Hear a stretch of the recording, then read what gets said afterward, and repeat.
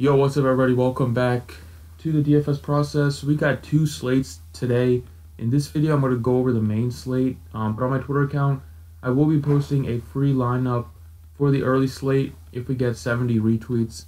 So if you are interested in getting a free lineup, be sure to check out my Twitter account at the DFS process. But yeah, if you guys wouldn't mind dropping a like on this video and making sure you are subscribed, I would appreciate that. But let's get right into this video. So for Sunday main slate, we got 4 games. It's a really small slate. DraftKings broke it up into 2. 6 o'clock start time. Your highest priced player is Russell Westbrook. Westbrook's coming off a big game with a 71 point performance. It's a back-to-back, but Westbrook still plays with the same energy in the back-to-back sets. I think he's a good play, but right now we just don't have any value that it's going to be hard to fit him in. This Sixers game went into triple overtime when they played earlier this season. That's why he played 52 minutes.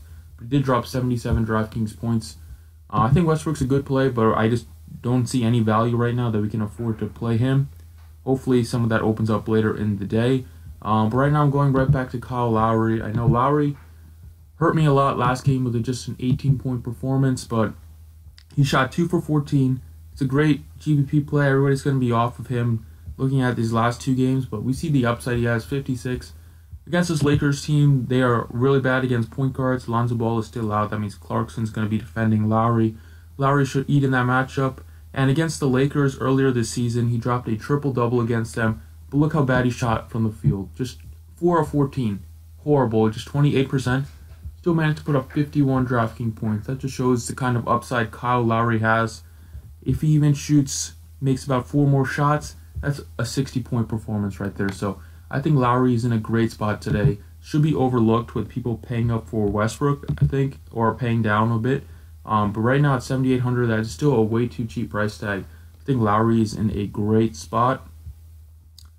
All right, let's go on to shooting guards. Shooting guard that I do like is not too much. I think DeRozan's in a good spot. A bit pricey at 86. His price rose by $1,000. I'm going to go ahead and get a guy whose price dropped, and that is Jordan Clarkson at 64.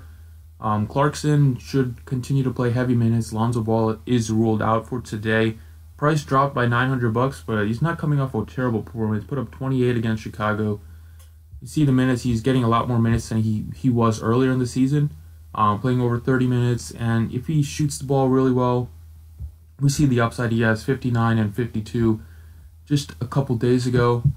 And going up against this Toronto team, Lowry is a good defender, but the Lakers are going to need some offense, and Jordan Clarkson will be able to supply that at 64. I think he has the potential to get you over 40, 50, and this matchup, I think with the amount of minutes he's going to play and the amount of shots he's going to take, I don't really see him getting below 30. So I think Clarkson at 64 makes a lot of sense. Should be a lock for at least 5x value. Another play that I really do like at the power forward spot is LaMarcus Aldridge at 87. Willie Cauley-Stein is ruled out for this game, and the Kings are already really bad against big men. Cauley-Stein is probably the best defender they have, best big defender they have. Him being out, LaMarcus Aldridge is going to have an even easier matchup. We see the humongous usage bump he has without Kawhi Leonard and Rudy Gay, and coming off a bad game, the Spurs got blown out by the 76ers. He played 33 minutes, just dropped 23 DraftKings points, but he does have really, really big ceilings at over 50, 55. He's played this Kings team twice, and both times played very well. Averaged 30 points scored against them, and averaging 48 DraftKings points. That is, almost 6x value right there. I do think he has a potential to drop a 50 burger in this one. And you see in those 2 games, he did not do much in the steal. He didn't get any steals, and he only got 1 block in both games. So if he does get a little more steals and a little more blocks, that's an easily 60-point performance there. And at 87 without Cauley-Stein in there, I think it's just too good of a matchup for me to fade LaMarcus Aldridge in this spot. I do love LaMarcus Aldridge at 87. And then another guy that I do like, I mean, Valanciunas is gonna be chalk in this spot at 57, coming off a 61-point performance. Now I am kind of inclined to fade him there, just because he is coming off a huge game, has been playing well, but we see how bad some of these games are. And this Lakers team, they don't have a traditional center besides Brook Lopez. Julius Randle plays the 5, Larry Nance plays the 5. Those are all like pretty smaller guys. So I do think this is a matchup where Valanciunas could see the bench more. But it's up to you. I'd rather play Serge Ibaka at 51. Very, very low ownership. If you're going to be playing either one of those guys, that most people are going to flock to Valanciunas. I see the upside in Ibaka in this spot. Hasn't been playing too well, but this is a great matchup for him. Does have a pretty nice ceiling with 43 in his last 10. Against this Lakers team, put up 28 against them. That's almost 6x value right there. 51 is a great matchup, and I think he is in a good spot. I think it's his turn to have a big game. We saw Valanciunas do it. I think Ibaka's in line for a big game really, really soon. And then finally, my last play that I want to mention is Tristan Thompson at 4.4. His price didn't rise too much. I thought he would be close to 5K in this matchup.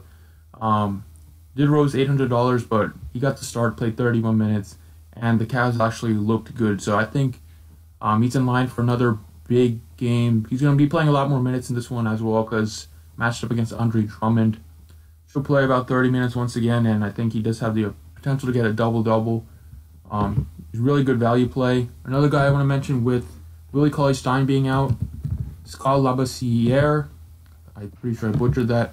You can look towards him. Just played 18 minutes in the last game, but he might even get the start in this one, play close to 30.